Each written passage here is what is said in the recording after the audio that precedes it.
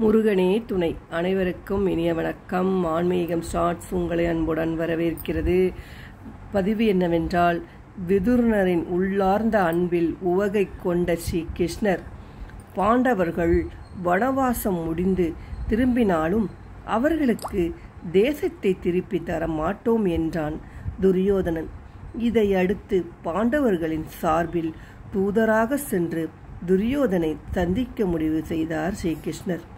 இதை அறிந்த பீஷ்மர், துரியோதனர் மற்றும் துரியோதனின் உள்ளிட்டோர் தங்களது மாளிகையில் ஸ்ரீகிருஷ்ணனை தங்க வைத்து உபசரிக்க விரும்பினார். எனவே தங்களது மாளிகைகளை அழகுபடுத்தினார். ஊரெங்கும் தோரணங்களை கட்டி ஸ்ரீகிருஷ்ணரை வரவேற்க ஏற்பாடுகளை செய்தனர். ஹஸ்தினபுரமோ விழாக்கோலம் பூண்டிருந்தது. இதை குறித்த எந்த தகவலும் விதுரருக்கு தெரியாது. யார் இந்த விதுரர்? வியாசரின் மைந்தர், திருதராஷ்டிரரின் சகோதரன், ஞானம் படைத்தவர், தர்ம தேவதையின் அம்சமானவர். எல்லாவற்றிற்கும் மேலாக ஸ்ரீ கிருஷ்ணரிடம் பெரும் மதிப்பும் பக்தியும் கொண்டவர். ஆனால் அரசாங்க விஷயத்தை பகிர்ந்து கொள்ளும் அளவுக்கு விதுரனர் ஒன்றும் முக்கியத்துவம் வாய்ந்தவர் அல்ல என்று துரியோதனன் கருதினான் போலும். எனவே தான் ஸ்ரீ கிருஷ்ணனின் வருகையை பற்றி அவரிடம் எதுவும் தெரிவிக்கவில்லை. அஸ்தினாபுரத்திற்கு வந்து சேர்ந்தார். ஸ்ரீ கிருஷ்ணர் அவரை மகிழ்ச்சியுடனும் வரவேற்றார். பீஷ்மர் மிகுந்த அலங்காரத்துடன் திகழ்ந்த அம்மாளிகையை கண்ட கிருஷ்ணர், இது யார் மாளிகை என்று கேட்டார். எனது மாளிகைத்தான், தங்களது வருகையை ஒட்டி அலங்கரித்துள்ளேன் என்றார் பீஷ்மர். இதை கேட்ட ஸ்ரீ கிருஷ்ணர் எதுவும் பேசாமல் அங்கிருந்து மெல்ல நகர்ந்தார்.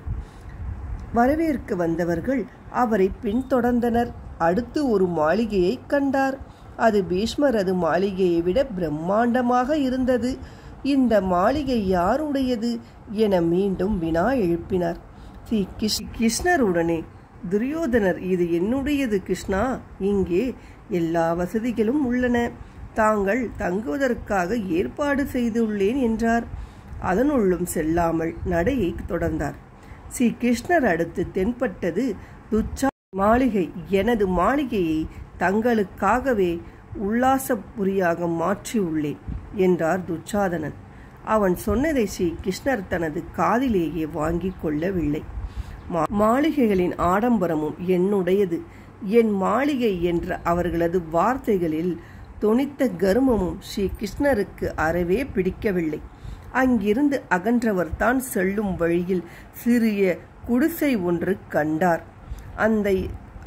இந்த குடிசை அழகாக இருக்கிறதே, இதன் உரிமையாளர் யார் என்று கேட்டார். அதற்குள் அரவம் கேட்டு வெளியில் அந்த விதுரர் ஸ்ரீ கிருஷ்ணரை கண்டதும் முகம் மலர்ந்தார்.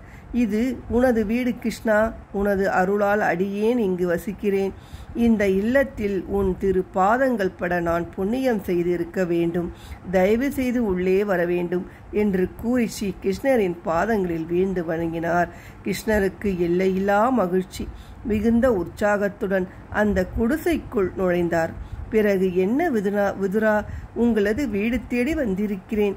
எனக்கு பசிக்கிறது, சாப்பிட எதுவும் தர மாட்டீங்களா என்று உரிமையுடன் கேட்டார் ஸ்ரீ கிருஷ்ணர். காலையில் கஞ்சி மட்டுமே குடிப்பது அடியேன் வழக்கம்.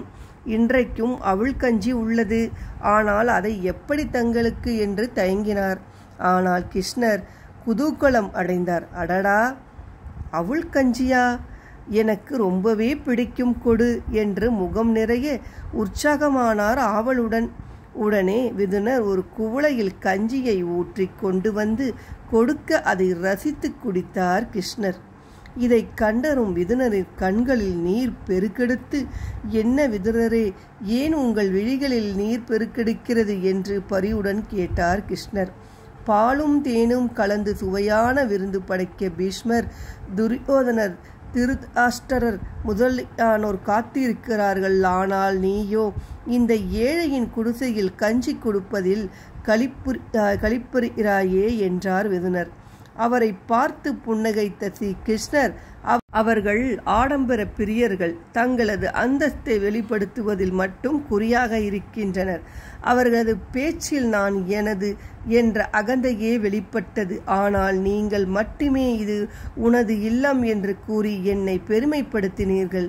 கஞ்சி என்று இல்லை, நாங்கள் அன்புடன் சிறிய உதிரணியில் தீர்த்தம் தந்தாலும் மகிழ்ச்சியுடன் ஏற்றுக்கொள்வேன் என்று கூறி விதுரரை ஆசீர்வதித்து சென்றார் ஸ்ரீ கிருஷ்ணர்.